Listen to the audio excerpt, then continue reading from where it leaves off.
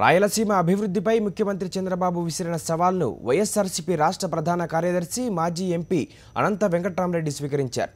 TDP హయాంలో రాయలసీమకు జరిగిన అన్యాయంపై బాబుతో బహిరంగ చర్చకు సిద్ధమని ఆయన స్పష్టం చేశారు. చంద్రబాబు ఎప్పుడు పిలిచినా తన వాదన వినిపించేందుకు సిద్ధంగా ఉన్నట్లు అనంత వెంకట్రామరెడ్డి తెలిపారు. సాగునీరు, కేంద్ర సంస్థల కేటాయింపుల్లో సీమకు అన్యాయం జరిగిందన్నారు.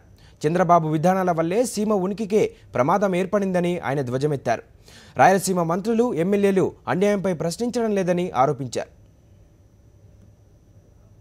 రాయలసీమకు ఎలాగ ద్రోహం చేసి కేవలం కృష్ణా డెల్టాకు కానీ కృష్ణా గుంటూరు జిల్లాలకు మాత్రం ఎలా మేలు చేస్తున్నారు, అన్ని విషయాలు కూడా పరిశ్రమలు కేటాయించడంలో అన్ని విషయాల్లో కూడా చర్చించడానికి నేను సిద్ధము.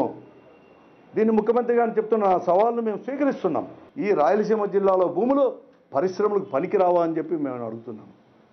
ఇలాగ అడుగడుగు కూడా ఈరోజు రాయలసీమకు అన్యాయం చేస్తూ ఈరోజు ఏదో కేవలం మాయమాటలు, మోసపూరిన మాటలు, తీయని మాటలు కూడా ఈరోజు చెప్పుకుంటూ పోయి ఇంకా రాయలసీమ వాసుల్ని కూడా నేను అన్యాయం చేస్తున్నానా లేదా అని చెప్పేసి గద్దించే ధోరణిలో, ప్రజలను అదరగొట్టే ధోరణిలో ఈరోజు ప్రజల యొక్క వాయిస్ని కానీ లేకపోతే రాజకీయ పార్టీల యొక్క వాయిస్ను వచ్చేసి గొంతును కూడా మూయించే దిశలో ఈరోజు ముఖ్యమంత్రి యొక్క ప్రసంగం ఉంది. కానీ ఈరోజు కర్నూలు జిల్లాలో గోరగల్ల దగ్గర ఎక్కడ కానీ రాయలసీమకి ఇది చేస్తానని చెప్పేసి ఈరోజు ఒక స్పష్టత రాలేకపోయినాడు, వైఫల్యం చెందాడు. ఈరోజు ప్రభుత్వం నీది, కేంద్ర ప్రభుత్వంలో మీరు భాగస్వామ్యం ఇస్తున్నారు. కేంద్ర ప్రభుత్వం మీది, రాష్ట్ర ప్రభుత్వం మీది.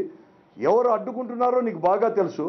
మీ పార్టీ వాళ్ళు ఎక్కడ అడ్డుకున్న పరిశ్రమలు మోపిస్తున్నారు, టెండర్లు కూడా వేసుకుంటున్నారు. 200 కోట్లను 1000 కోట్లు 1200 కోట్లు కూడా చేస్తున్నారు. కానీ ఇసుకను తరలించుకొని పోతున్నారు మీ పార్టీ వాళ్ళు. వాళ్ళు అవన్నీ పేర్లు తెలిసినా నువ్వు వారిపైన చర్యలు తీసుకోవడానికి వెనకాడుతూ ఊరికి ఎవరో అడ్డుకుంటున్నారంటాను.